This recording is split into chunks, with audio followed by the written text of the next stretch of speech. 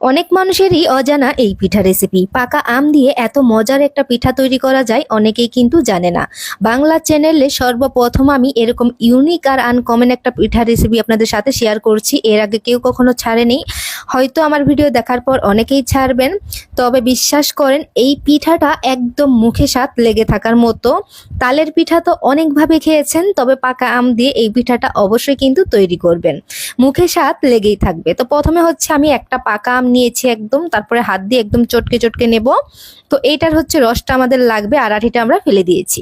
তারপর দিয়ে দিচ্ছি এখানে আমি শুকনা চালের গুঁড়া। আপনারা চাইলে কিন্তু ভিজা চালের গুঁড়াটাও দিতে পারেন, কোনো সমস্যা নাই। আমি এখানে 1.5 কাপের মতো শুকনা চালের গুঁড়া দিয়েছি। 1 টেবিল চামচের মতো গুঁড়া দুধ দিয়েছি। একটার মতো ডিম দিয়ে দেব, আর দিয়ে দিব 2 টেবিল চামচের মতো চিনি।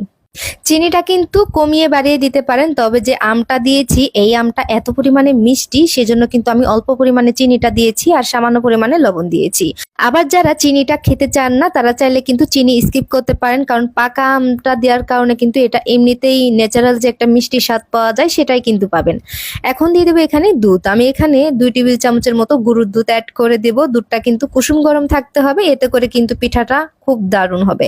তো আমার কাছে মনে হয়েছে এখানে একটু চালের গুঁড়াটা কম হয়েছে, সেজন্য কিন্তু এখানে আরো 1 টেবিল চামচের মতো চালের গুঁড়াটা দিয়ে ভালোভাবে করে মিক্স করে নিচ্ছি। এভাবে করে কিছুক্ষণ মিক্স করে নেওয়ার পর আমি এখানে 1 চামচের মতো বেকিং পাউডার দিয়ে দেব, দিয়ে আবারও ভালোভাবে করে মিক্স করে নিচ্ছি।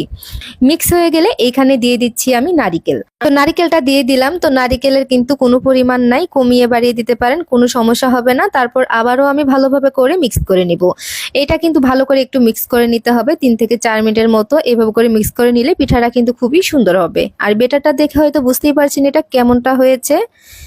খুব বেশি ঘনও না, আবার খুব বেশি পাতলাও না। তারপরে হচ্ছে চায়ের কাপে আমি হালকা করে একটু তেল ব্রাশ করে এই বেটারটা আমি ঢেলে দিচ্ছি। ঢালা হয়ে গেলে উপরে কিছুটা নারকেল দিয়ে দেব।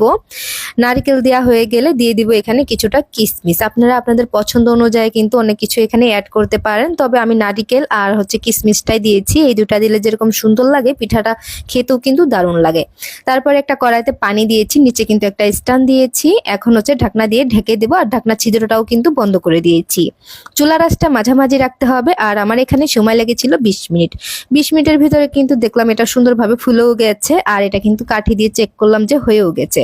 তারপর আমরা নামিয়ে নিলাম। এই পিঠাটি বানিয়ে যে কাউকে খাওয়ালে আপনার প্রশংসা করতে বাধ্য হবে, এত পরিমাণে মজার হতে পারে একটা পিঠা।